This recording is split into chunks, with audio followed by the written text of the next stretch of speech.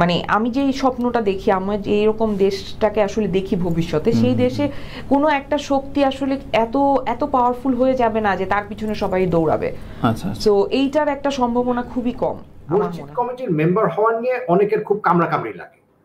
তো মসজিদ কমিটির মেম্বার হয়তো দরকার নাই, আপনি মসজিদের সেবা করতে চান, তাই তো এই কারণেই কমিটির মেম্বার হতে চান।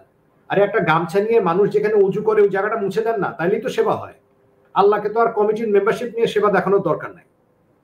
সো আপনার যদি দেশের ভালো করার ইচ্ছা থাকে, বি ইয়োরসেলফ, আপনি ভালোভাবে সাংবাদিকতা করেন, আমি ভালোভাবে অভিনয় করি, যে ব্যাংকার সে ভালোভাবে ব্যাংকিং করুক, যে ঘুষ খাওয়ার অভ্যাস হয়েছে এত বছর ঘুষটা না খাক।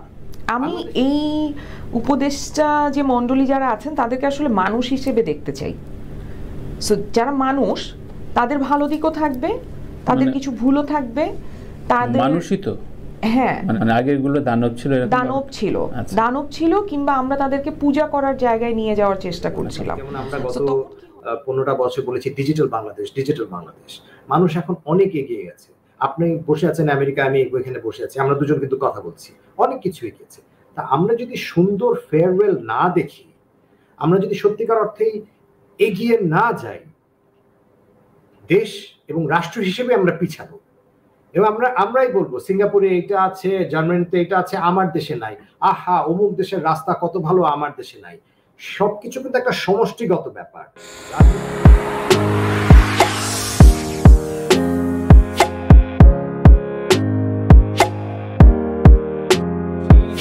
আবারও কি একই রকম ভাবে এই দলভুক্ত হওয়া শিল্পী আবারও ওই দলগত অবস্থান আমরা দেখব কিনা?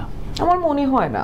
যদি এই সরকার আসলে, আমরা যে সংস্কারের স্বপ্নটা দেখছি সেটা যদি করার পর একটা সুষ্ঠু নির্বাচন হয়, তাহলে যে গণতান্ত্রিক মানে সরকার গঠন হবে, সেই সরকারের আমলে আসলে এই ধরনের অপশন থাকবে বলে আমার মনে হয় না।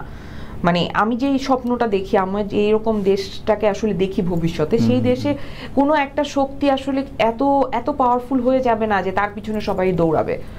তো এইটার একটা সম্ভাবনা খুবই কম আমার মনে হয়। তো আমরা এখন নতুন নতুন কিছু জিনিসের কথা চিন্তা করছি। নতুন জিনিস বলবো কি, যে ধরেন কিছু শিল্পী কিছু সংস্কার চেয়েছিলেন, এবং সংস্কারের মধ্যে কতগুলো ব্যাপার। একটা হচ্ছে গিয়ে অভিনয়কে পেশা হিসেবে স্বীকৃতি দেওয়ার একটা ব্যাপার থাকে, এবং আরো কিছু যেগুলো খুব ইম্পর্টেন্ট যারা ওনারা আলাপ করেছেন, আর্টিস্টদের পেমেন্টের একটা ব্যাপার, শিডিউলের একটা ব্যাপার। এগুলো নিয়ে দীর্ঘকাল ধরে সমস্যা চলেই আসছে। এটাকে সমাধান করাটা আসলে সহজ না, এটা আসলে ঠিক।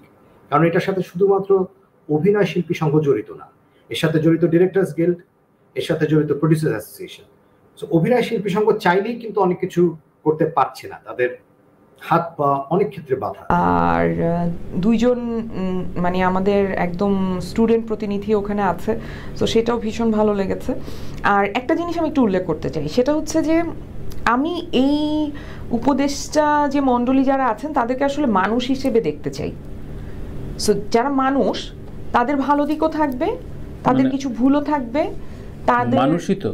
হ্যাঁ, মানে আগেরগুলো দানব ছিল, কিংবা আমরা তাদেরকে পূজা করার জায়গায় নিয়ে যাওয়ার চেষ্টা করছিলাম। তো তখন কি হয়, আমরা তখন তাদের কোনো ভুল দেখি না। আপনি কি মনে করেন সামনে বাংলাদেশের ফেয়ারওয়েলটা আদৌ আমরা আমাদের জীবদ্দশা, আমাদের সন্তানদের জীবদ্দশায় আমরা বাংলাদেশটা পাবো কিনা, এবং ডক্টর ইউনূসের এই অন্তর্বর্তীকালীন সরকারের ফেয়ারওয়েল কেমন হবে বলে আপনি প্রত্যাশা করেন? তানভীর ভাই, এটা বলাটা মুশকিল। কারণ কি 15 বছর বা তার আগেও বাংলাদেশ, শুধু 15 বছর বলবো না, অনেক বছর ধরে একটা চলের মধ্যে দিয়ে চলে এসছে বাংলাদেশ। তো সেটার বাইরে যাবে হঠাৎ করে, এটা ঠিক কতটা হবে আমি ঠিক জানি না। বাট আমি এটা মনে করি, যেমন আমরা গত 15টা বছর বলেছি ডিজিটাল বাংলাদেশ, ডিজিটাল বাংলাদেশ। মানুষ এখন অনেক এগিয়ে গেছে। আপনি বসে আছেন আমেরিকা, আমি এখানে বসে আছি, আমরা দুজন কিন্তু কথা বলছি, অনেক কিছু এগিয়েছে। তা আমরা যদি সুন্দর ফেয়ারওয়েল না দেখি, আমরা যদি সত্যিকার অর্থেই এগিয়ে না যাই, দেশ এবং রাষ্ট্র হিসেবে আমরা পিছাবো। এবং আমরাই বলবো সিঙ্গাপুরে এটা আছে, জার্মানিতে এটা আছে, আমার দেশে নাই। আহা, অমুক দেশের রাস্তা কত ভালো, আমার দেশে নাই। সবকিছু কিন্তু একটা সমষ্টিগত ব্যাপার, রাজনীতি কিন্তু এটার বাইরে না। আমাদের মধ্যে যদি কিছু ব্যাপার না আসে, আমাদের লোকটাকে যদি আমরা সংবরণ করতে না পারি, সবার এত খাইয়ের দরকার নাই। আপনাকে একটা ছোট উদাহরণ দিই। এক ভদ্রলোক আমাকে একবার বলেছিলেন, মসজিদ কমিটির মেম্বার হওয়ার নিয়ে অনেকের খুব কামড়াকামড়ি লাগে। তো মসজিদ কমিটির মেম্বার হয়তো দরকার নাই, আপনি মসজিদের সেবা করতে চান, তাই তো এই কারণেই কমিটির মেম্বার হতে চান। আরে একটা গামছা নিয়ে মানুষ যেখানে উজু করে ওই জায়গাটা মুছে দেন না, তাইলেই তো সেবা হয়। আল্লাহকে তো আর কমিটির মেম্বারশিপ নিয়ে সেবা দেখানোর দরকার নাই।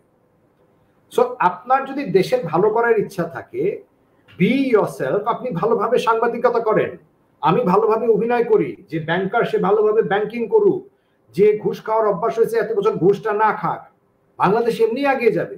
সুন্দর ফেয়ারওয়েল আমরা এমনি দেখবো।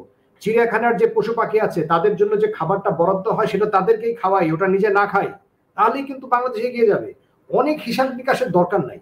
সো যখন আমি একজন মানুষকে মানুষ হিসেবে ট্রিট করব, তার ভুল থাকবে, তার গুণ থাকবে, তার ভালো একটা জিনিস হবে, সে একটা খারাপ কিছু করে ফেলতে পারে, আবার সে সংশোধন করতে পারে। সো এইভাবে করেই যাতে আসলে আমরা যে সংস্কারটা চাই দেশে সেটা করা হোক এবং তারপর একটা সুষ্ঠু নির্বাচন দেওয়া হোক। আচ্ছা, কিন্তু আমি এতটুকু কনফিডেন্ট যে আমি যাদের সাথে আমার ওরিয়েন্টেশন, আমার যে কলকাতার বন্ধু বলেন, বোম্বের বন্ধু বলেন, তারা সবাই আমাকে পার্সোনালি টেক্সট করে খবর নিছে। হ্যাঁ, কারণ ওরা আমাকে ভালোবাসে, ওরা আমাকে ভালোবাসে অ্যাজ এ হিউম্যান বিং। না, কিন্তু রাষ্ট্র ব্যবস্থা এমন ছিল যে সরকারের বিরুদ্ধে এবং ভারতের বিরুদ্ধে কোনো কিছু বলা যাবে না, মানে ওরা একটু ভাবেই না। আমি আমার বন্ধুত্ব ওই রকম মানুষের সাথেই করি।